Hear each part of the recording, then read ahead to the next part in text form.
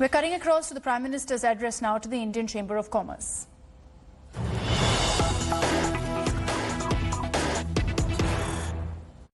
The torchbearers of defining movements, growth and development, both in pre and post-independence India. Over the last few years, the Eastern India has taken tremendous strides in infrastructure and economic development. The upswing, which is temporarily paused due to COVID-19 pandemic and relief efforts of the Amphan supercyclone, has not lost its momentum. We will soon get back to being the engine of economic development that drives us towards realizing our dream of an Atmanirbhar Bharat. On behalf of Indian Chamber of Commerce, I would like to thank our government for their unparalleled support and guidance.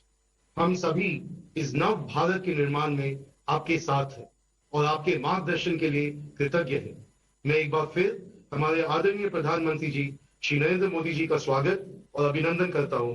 Sir, may I now request you to kindly share your thoughts and vision with us. Thank you. নমস্কার। আশা করি আপনারা সবাই ভালো আছেন না?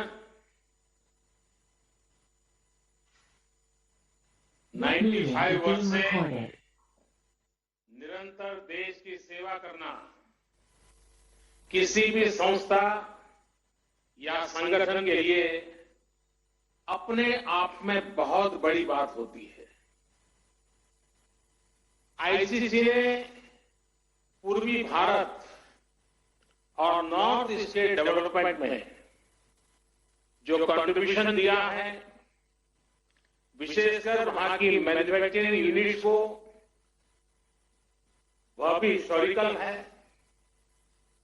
ICC के लिए अपना योगदान देने वाले आप सभी को इन 95 वर्ष में जिन जिन महानुभावों ने योगदान दिया है, उस प्रत्येक महानुभाव का मैं अभिनंदन करता हूं। साथियों, आईसीसी ने 1925 में अपने गठन के बाद से आजादी की लड़ाई को देखा है, उस लड़ाई को जिया है। सरकारों से मुसीबतें भी झेली है, भीषण अकाल और अन्न संकटों को देखा है, विभाजन को देखा है। विभाजन की उस पीड़ा को आपने सहा है और भारत की ग्रोथ ट्रेजेक्टरी का भी आप हिस्सा रहे हैं। अब इस बार की एजीएम एक ऐसे समय में हो रही है जब हमारा देश मल्टीपल चैलेंजेस को चैलेंज कर रहा है। कोरोना वायरस से पूरी दुनिया लड़ रही है, भारत भी लड़ रहा है, लेकिन अन्य तरह के संकट भी निरंतर खड़े हो रहे हैं। कहीं फ्लड की चुनौती, कहीं लॉकस्ट, जो बंगाल में जिसको पोंगोपा कहते हैं, पोंगोपा का कहर, कहीं ओलावृष्टि, कहीं असम में ऑयल फील्ड में आग, कहीं लगातार छोटे छोटे अर्थक्वेक की खबरें। ये भी कम ही होता है कि पूर्वी और पश्चिम क्षेत्र में एक के बाद एक 2 साइक्लोन्स चुनौती बनकर के आए। ऐसे तमाम फ्रंट्स पर हम सभी एक साथ मिलकर के लड़ रहे हैं। कभी कभी समय भी हमें परखता है, समय भी हमारी कसौटी करता है, परीक्षा लेता है। कई बार अनेक कठिनाइयां, अनेक कसौटियां एक साथ आ जाती है, लेकिन हमने ये भी अनुभव किया है कि इस तरह की कसौटी में हमारा कर्तृत्व, हमारा कृतित्व उज्जवल भविष्य की गारंटी भी लेकर के आता है। किसी कसौटी से हम कैसे निपट रहे हैं, मुश्किलों से कितनी मजबूती से लड़ रहे हैं, ये आने वाले अवसरों को भी तय करता है। साथियों, हमारे यहां कहा जाता है, मन के हारे हार, मन के हारे हार, मन के जीते जीत। यानी हमारी संकल्प शक्ति, हमारी इच्छा शक्ति ही हमारा आगे का मार्ग तय करती है। जो पहले ही हार मान लेता है, उसके सामने नए अवसर दूर दूर तक नजर नहीं आते हैं। लेकिन जो जीत के लिए निरंतर प्रयास करता है, एक दूसरे का साथ देते हुए आगे बढ़ता है, उसके सामने नए अवसर भी उतने ही ज्यादा आते हैं और अवसर भी सामने चले आते हैं। साथियों, ये हमारी एकजुटता, ये एक साथ मिलकर बड़ी से बड़ी आपदा का सामना करना, ये हमारी संकल्प शक्ति, ये हमारी इच्छा शक्ति, हमारी बहुत बड़ी स्ट्रेंथ है। एक राष्ट्र के रूप में हमारी बहुत बड़ी ताकत है। मुसीबत की दवाई, मुसीबत की एक ही दवाई है, मुसीबत की दवाई मजबूती है। मुश्किल समय ने हर बार भारत के डिटर्मिनेशन को अधिक स्ट्रेंथन किया है। एक नेशन के रूप में देशवासियों के रिजॉल्व को ऊर्जा दी है, संकल्प को शक्ति दी है। यही भावनाएं आज आईसीसी के आपके मेंबर के चेहरे पर भी और देशवासियों के चेहरे पर भी मैं देख सकता हूं, मैं पढ़ सकता हूं। करोड़ों देशवासियों के प्रयासों में मैं एक नई आशा देख सकता हूं, नया विश्वास देख सकता हूं। कोरोना का संकट पूरी दुनिया में बना हुआ है, पूरी दुनिया इससे लड़ रही है। कोरोना वॉरियर्स के साथ हमारा देश इस लड़ाई में जरा भी पीछे नहीं है। लेकिन इन सब के बीच हर देशवासी अब इस संकल्प से भी भरा हुआ है कि इस आपदा को अवसर में परिवर्तित करना है। इससे हमें देश का बहुत बड़ा टर्निंग पॉइंट भी बना रहा है। ये टर्निंग पॉइंट क्या है? आत्मनिर्भर भारत, सेल्फ रिलायंट इंडिया। आत्मनिर्भरता का, सेल्फ रिलायंस का ये भाव बरसों से हर भारतीय ने एक एस्पिरेशन की तरह जिया है।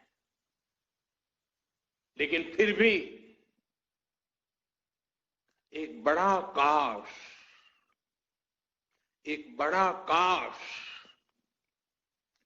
हर भारतीय के मन में रहा है, मस्तिष्क में रहा है। ये काश क्या है? काश हम मेडिकल इक्विपमेंट के क्षेत्र में आत्मनिर्भर होते, काश हम डिफेंस मैन्युफैक्चरिंग में आत्मनिर्भर होते, काश हम कोल और मिनरल्स के सेक्टर में आत्मनिर्भर होते, काश हम एडिबल ऑयल में, फर्टिलाइजर्स के क्षेत्र में आत्मनिर्भर होते।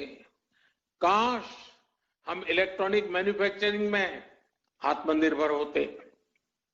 काश हम सोलर पैनल्स, बैटरीज और चिप मैन्युफैक्चरिंग में आत्मनिर्भर होते। काश हम एविएशन सेक्टर में भी आत्मनिर्भर होते। ऐसे कितने सारे काश, अनगिनत काश हमेशा से हर भारतीय को झकझोरते रहे हैं। साथियों, एक बहुत बड़ी वजह रही है कि बीते 5-6 वर्षों में देश की नीति और रीति में भारत की आत्मनिर्भरता का लक्ष्य सर्वोपरि रहा है। अब कोरोना क्राइसिस ने हमें इसकी गति और तेज करने का सबक दिया है। इसी सबक से निकला है आत्मनिर्भर भारत अभियान। साथियों, हम देखते हैं परिवार में भी संतान, बेटा हो या बेटी, 18-20 साल का हो जाता है तो मां बाप उसे सबसे पहले कहते हैं कि अपने पैरों पर खड़े रहना सीखो। हर परिवार में सुना होगा, आप जो मुझे सुन रहे हैं सबने सुना होगा कि 18-20 साल की उम्र में उनके मां बाप ने उनको कहा होगा कि बेटे, बेटी, अब अपने पैरों पर खड़े रहना सीखो। एक तरह से आत्मनिर्भर भारत का पहला पाठ परिवार से ही शुरू होता है। भारत को भी अपने पैरों पर ही खड़े होना होगा।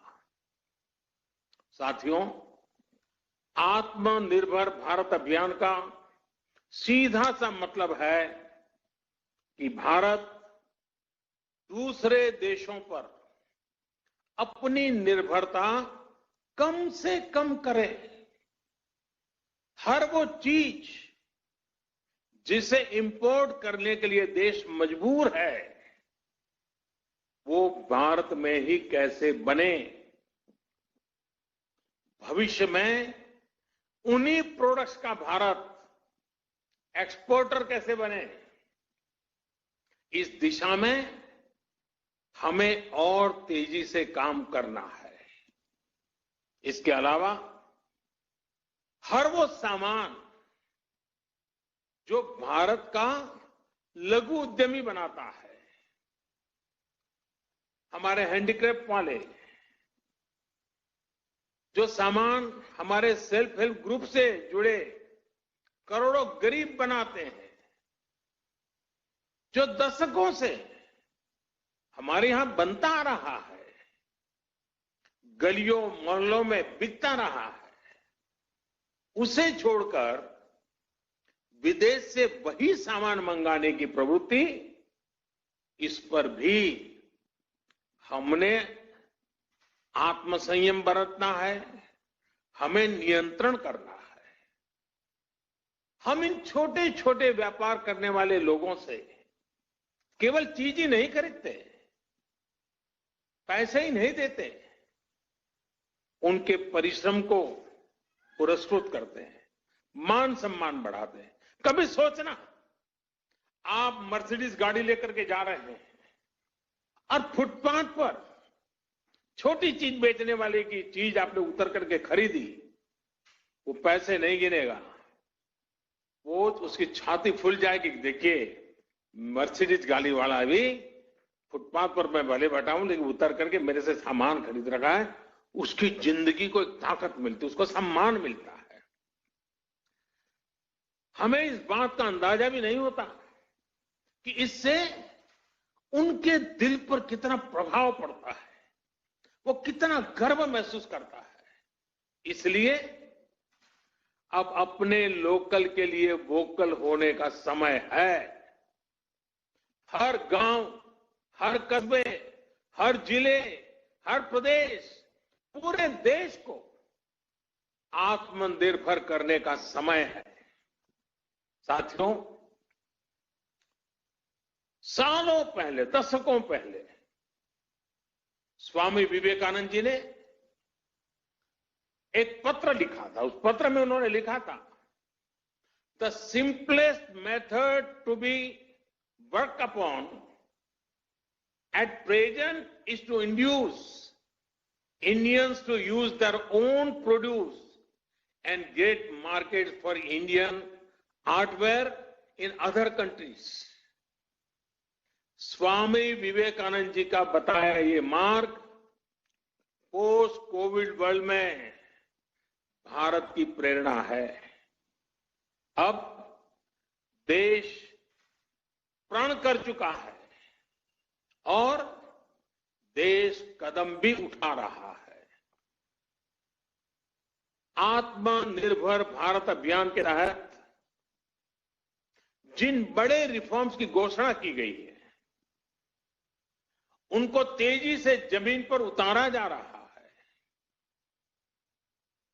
एमएसएमईज की डेफिनेशन सालों से लटकी हुई बात, उसका दायरा बढ़ाना हो या एमएसएमई के सपोर्ट के लिए हजारों करोड़ के स्पेशल फंड्स की व्यवस्था हो, ये सब आज सच्चाई बन रहे हैं।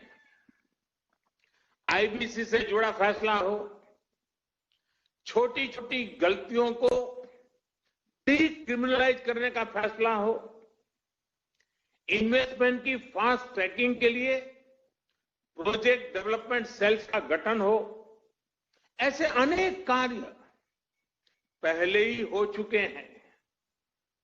अब तमाम सेक्टर्स, खासकर कोल और माइनिंग के सेक्टर को अधिक कॉम्पिटिटिव बनाने के लिए जो रिफॉर्म्स अनाउंस हुए हैं, उसका भरपूर फायदा उठाने के लिए उद्योग जगत आगे आए।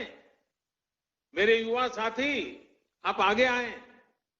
साथियों, किसानों और रूरल इकोनॉमी के लिए जो निर्णय हाल में हुए हैं, उन्होंने एग्रीकल्चर इकोनॉमी को बरसों की गुलामी से मुक्त कर दिया है। सच्ची आजादी किसानों को मिली है। अब भारत के किसानों को अपने प्रोडक्ट, अपनी उपज देश में कहीं पर भी बेचने की आजादी मिल गई है। APMC act, essential commodities act, उसमें जो संशोधन किए गए हैं, किसानों और इंडस्ट्री के बीच पार्टनरशिप का जो रास्ता खोला गया है, उससे किसान और रूरल इकोनॉमी का कायाकल्प होना तय है। इन फैसलों ने किसान को एक प्रोड्यूसर के रूप में और उसकी उपज को एक प्रोडक्ट के रूप में पहचान दी है। साथियों, चाहे किसानों के बैंक खातों में सीधे पैसे ट्रांसफर करना हो, चाहे एमएसपी का फैसला हो, उनकी पेंशन की योजना हो, हमारा प्रयास किसानों को सशक्त करने का है। अब किसानों को एक बड़ी मार्केट फोर्स के तौर पर विकसित होने में सहायता की जा रही है। साथियों, लोकल प्रोडक्ट्स के लिए जिस क्लस्टर बेस्ड अप्रोच को भारत में बढ़ावा दिया जा रहा है, उसमें भी सभी के लिए अवसर भी मौजूद है। जिन जिलों, जिन ब्लॉक्स में जो पैदा होता है, वहीं आसपास इनसे जुड़े क्लस्टर विकसित किए जाएंगे। जैसे पश्चिम बंगाल में जूट किसानों के लिए पास में ही जूट आधारित उद्योगों को और मजबूती दी जाएगी। फॉरेस्ट प्रोड्यूस की अपार संपदा जुटाने वाले आदिवासी साथियों को उनके क्षेत्र में ही आधुनिक प्रोसेसिंग यूनिट्स उपलब्ध कराई जाएगी। इसके साथ ही बांबू और ऑर्गेनिक प्रोडक्ट्स के लिए भी क्लस्टर्स बनेंगे। सिक्किम की तरह पूरा नॉर्थ ईस्ट ऑर्गेनिक खेती के लिए बहुत बड़ा हब बन सकता है, ऑर्गेनिक कैपिटल बन सकता है। आईसीसी के साथ जुड़े आप सभी व्यापारी अगर ठान ले तो नॉर्थ ईस्ट में ऑर्गेनिक फार्मिंग बहुत बड़ा आंदोलन बन सकता है।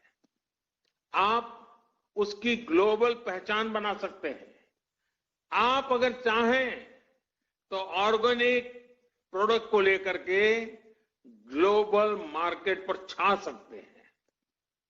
साथियों, आप सभी नॉर्थ ईस्ट पूर्वी भारत में इतने दशकों से काम कर रहे हैं। सरकार ने जो तमाम कदम उठाए हैं, इनका बहुत बड़ा लाभ ईस्ट और नॉर्थ ईस्ट के लोगों को होगा। मैं समझता हूं कि कोलकाता भी खुद फिर से एक बहुत बड़ा लीडर बन सकता है। अपने पुराने गौरव से प्रेरणा लेते हुए भविष्य में कोलकाता पूरे क्षेत्र के विकास का नेतृत्व कर सकता है। आपसे बेहतर और कौन जानता है कि जब श्रमिक पूर्व के, संपत्ति पूर्व की, संसाधन पूर्व के, तो इस क्षेत्र का विकास कितनी तेज गति से हो सकता है। साथियों, 5 साल बाद यानी वर्ष 2025 में आपकी संस्था अपने 100 वर्ष पूरे करने जा रही है। वहीं वर्ष 2022 में देश की आजादी के 75 वर्ष पूरे होने जा रहे हैं। ये आपकी संस्था के लिए, आपके प्रत्येक सदस्य के लिए, आपकी कोई भी औद्योगिक इकाई हो या व्यापारिक इकाई हो, बेहतरीन समय है एक बड़ा संकल्प लेने का।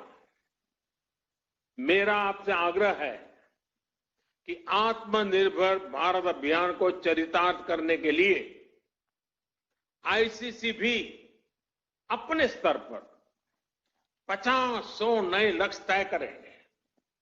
ये लक्ष्य संस्था के भी हो, इससे जुड़े हर उद्योग और व्यापारिक इकाई के भी हो और हर व्यक्ति के भी हो। आप जितना अपने लक्ष्य की ओर आगे बढ़ेंगे, उतना ही ये अभियान पूर्वी भारत में, नॉर्थ ईस्ट में आगे बढ़ेगा, जो देश को भी आगे ले जाएगा। साथियों, मैन्युफैक्चरिंग में बंगाल की ऐतिहासिक श्रेष्ठता को हमें पुनर्जीवित करना रहेगा। हम हमेशा सुनते आए हैं, what Bengal thinks today, India thinks tomorrow. हमें इससे प्रेरणा लेते हुए हम सबको मिलकर के आगे बढ़ना होगा। ये समय इंडियन इकोनॉमी को कमांड एंड कंट्रोल से निकालकर प्लग एंड प्ले की तरफ ले जाना है। ये समय कंजर्वेटिव अप्रोच का नहीं है, बल्कि आगे बढ़कर बोल्ड डिसीजंस का है, बोल्ड इन्वेस्टमेंट्स का है। ये समय भारत में एक globally competitive domestic supply chain तैयार करने का है। इसके लिए उद्योग जगत को अपनी मौजूदा सप्लाई चेन के सभी स्टेक होल्डर्स को संकट से निकालने में मदद भी करनी है और वैल्यू एडिशन में उनकी हैंड होल्डिंग भी करनी है।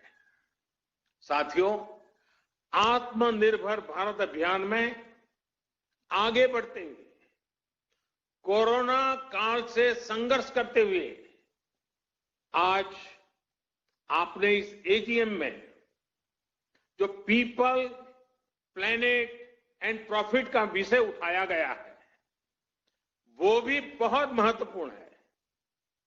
कुछ लोगों को लगता है कि ये तीनों एक दूसरे के ऑपोजिट है, विरोधाभासी है, लेकिन ऐसा नहीं है। पीपल, प्लेनेट एंड प्रॉफिट एक दूसरे से इंटरलिंक है। ये तीनों एक साथ फ्लरिश कर सकते हैं, को एग्जिस्ट कर सकते हैं। मैं आपको कुछ उदाहरण देकर समझाता हूं। जैसे भारत में हमने एलईडी बल्ब का एक बहुत बड़ा अभियान चलाया। अब ये एलईडी बल्ब अपने आप में एक बड़ा प्रेरक उदाहरण है। 5-6 वर्ष पहले एक एलईडी बल्ब 350 रुपये से भी ज्यादा में मिलता था। आज वही बल्ब 50 रुपये तक में मिल जाता है। आप सोचिए, कीमत कम होने से देश भर में करोड़ों करोड़ों की संख्या में एलईडी बल्ब घर घर पहुंचे हैं, स्ट्रीट लाइट्स में लग रहे हैं। ये क्वांटिटी इतनी बड़ी है कि इससे उत्पादन की लागत कम हुई है और प्रॉफिट भी बढ़ा है। इससे लाभ किसको मिला है? पीपल को, आम देशवासी को, जिसका बिजली का बिल कम हुआ है। एक मोटा मोटा अंदाज में लगा सकता हूं, आज प्रतिवर्ष एवरी ईयर देशवासियों के करीब करीब 19,000 करोड़ रुपए बिजली के बिल में एलईडी की वजह से बच रहे हैं। 19,000 करोड़ रुपए आपके जेब में बचना, ये बचत गरीब को हुई है, ये बचत देश के मध्यम वर्ग को हुई है और लगातार होने वाली है। इसका लाभ प्लेनेट को भी हुआ है।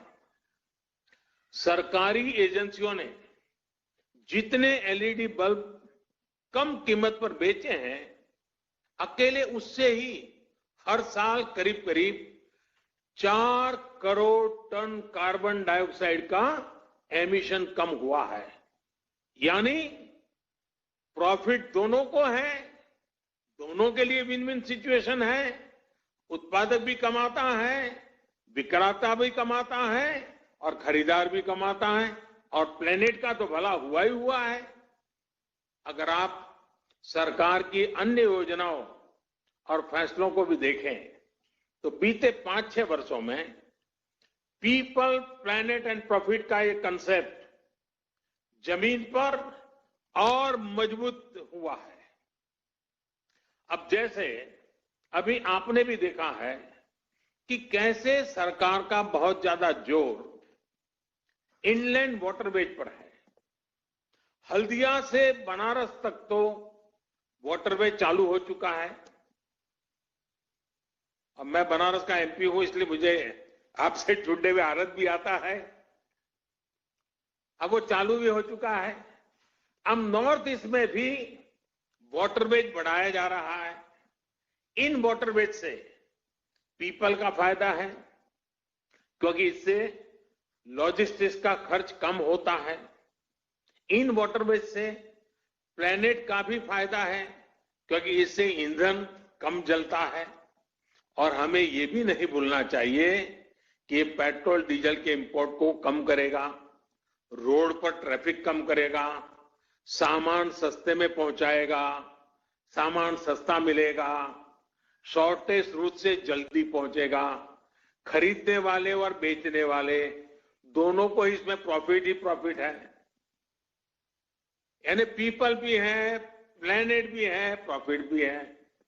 साथियों, भारत में एक और अभियान अभी चल रहा है, देश को सिंगल यूज प्लास्टिक से मुक्त करने का। इसमें पीपल, प्लेनेट और प्रॉफिट तीनों ही विषय एड्रेस होते हैं। विशेषकर पश्चिम बंगाल के लिए तो ये बहुत ही फायदेमंद है। इससे आपके यहां जूट का कारोबार बढ़ने की संभावना अनेक गुना बढ़ जाती है। और मैं तो आपसे पूछूंगा, क्या आप लोगों ने इसका फायदा उठाया कि नहीं उठाया?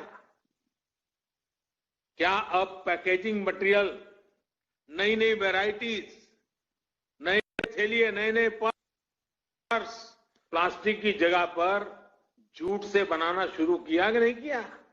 एक तरह से मैं कहूंगा ये एक निर्णय, सिंगल यूज प्लास्टिक से मुक्ति का एक निर्णय, आप आईसीसी के मेंबर जो उस इलाके में ज्यादा काम करते हैं, आपकी तो पांचों उंगलियां घी में है और आपको तो इस मौके का और फायदा उठाना चाहिए। और अगर ये मौका छोड़ देंगे तो फिर कौन मदद करेगा? सोचिए, जब पश्चिम बंगाल में बना जूट का बैग हर किसी के हाथ में होगा तो बंगाल के लोगों को कितना बड़ा प्रॉफिट होगा। साथियों, पीपल सेंट्रिक, पीपल ड्रिवन और प्लैनेट फ्रेंडली डेवलपमेंट की अप्रोच अब देश में गवर्नेंस का हिस्सा बन गई है। हमारे टेक्नोलॉजिकल इंटरवेंशंस है वो भी पीपल, प्लैनेट और प्रॉफिट के विचार के अनुकूल ही है।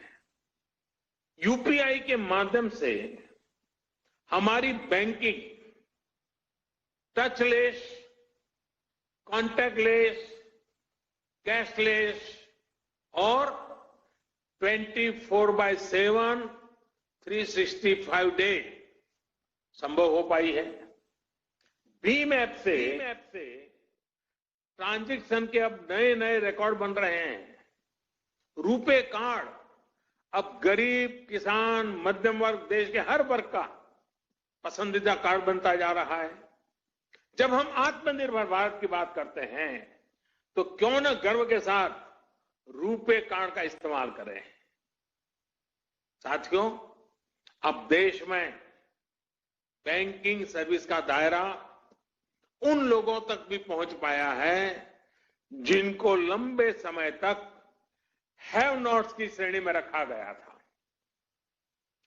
डीबीटी, जैम, JAM यानी जनधन, आधार, मोबाइल के माध्यम से बिना लीकेज करोड़ों बेनिफिशरीज तक, करोड़ों लाभार्थी तक जरूरी सहायता पहुंचाना संभव हुआ है।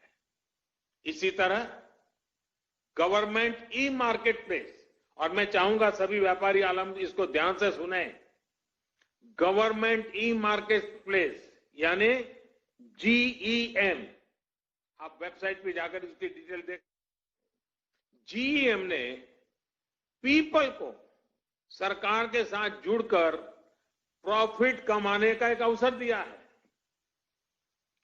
आप ये जानते ही हैं कि jam platform, GEM, jam platform पर छोटा हो या बड़ा, व्यक्तिगत रूप से काम करता हो या सेल्फ हेल्प ग्रुप चलाता हो, MSME हो या बड़ा व्यापारी हो, सीधे भारत सरकार को अपने गुड्स और अपनी सर्विसेज उपलब्ध करा सकते हैं और बड़ी ट्रांसपेरेंसी के साथ। पहले तो जब तक इतने लाख का टर्नओवर नहीं होता है, इतना बड़ा ब्रांड नहीं होता है, इतना बड़ा नाम नहीं होता है, तब तक आप सरकार को माल बेचने के लिए सोच ही नहीं सकते थे।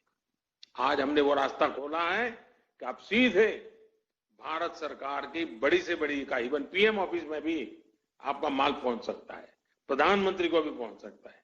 इसलिए मेरा आईसीसी से भी आग्रह है कि आपके जो मेंबर्स हैं, जो आपसे जुड़े हुए हैं, मैन्युफैक्चरर्स हैं, उन्हें भी ज्यादा से ज्यादा संख्या में जैम से जुड़ने के लिए प्रेरित करिए और अपने उत्पाद सरकार को खरीदने ही पड़े ऐसी क्वालिटी का माल लेकर के आए। देखिए कैसी स्पर्धा चलती है और सरकार की ताकत नहीं है कि आपके अच्छे मुल्क को ठुकरा सके। यह सब ट्रांसपेरेंट प्लेटफॉर्म है, हर एक का बेनिफिट है। अगर आपसे जुड़ा हर मैन्युफैक्चरर जैम से जुड़ जाएगा तो छोटे कारोबारी भी अपने प्रोडक्ट सीधे सरकार को बेच पाएंगे। साथियों, जब हम प्लेनेट की बात करते हैं तो आप भी देख रहे हैं कि आज आइसा यानी इंटरनेशनल सोलर अलायंस एक बड़ा ग्लोबल मूवमेंट बन रहा है। सोलर एनर्जी के क्षेत्र में जो लाभ भारत अपने लिए देखता है, उसको पूरी दुनिया के साथ साझा करने के लिए कोशिश की जा रही है। मेरा इंडियन चैम्बर ऑफ कॉमर्स के तमाम सदस्यों से अनुरोध है कि renewable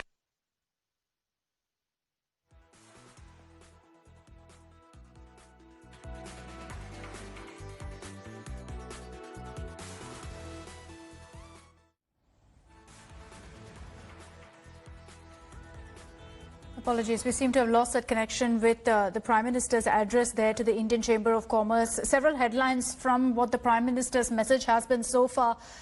He's spoken with regards to the coronavirus outbreak, and we're cutting across live again to the Prime Minister's address. सुवर्ण तक है, गोल्डन अपॉर्चुनिटी है, जिस काम में जुटे हैं ऐसे संस्थानों की एमएसएमईज की हैंड होल्डिंग आवश्यक है और करनी चाहिए। बदलते हुए विश्व में सोलार रिचार्जेबल बैटरीज का बहुत बड़ा मार्केट बनने वाला है। क्या भारत का उद्योग जगत इसका नेतृत्व कर सकता है? इस क्षेत्र में भारत एक बहुत बड़ा हब बन सकता है। आईसीसी और उसके सदस्य 2022 जब भारत अपनी आजादी के 75 वर्ष पूरा करेगा और 2025 जब आईसीसी अपने 100 वर्ष पूरा करेगा, तो इन अवसरों से जुड़े लक्ष्यों में इस विषय पर भी अपने टारगेट तय कर सकते हैं।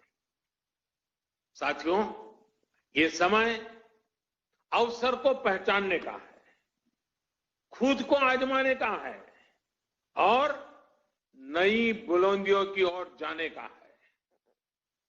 ये अगर सबसे बड़ा संकट है, तो हमें इससे सबसे बड़ी सीख लेते हुए इसका पूरा लाभ भी उठाना चाहिए।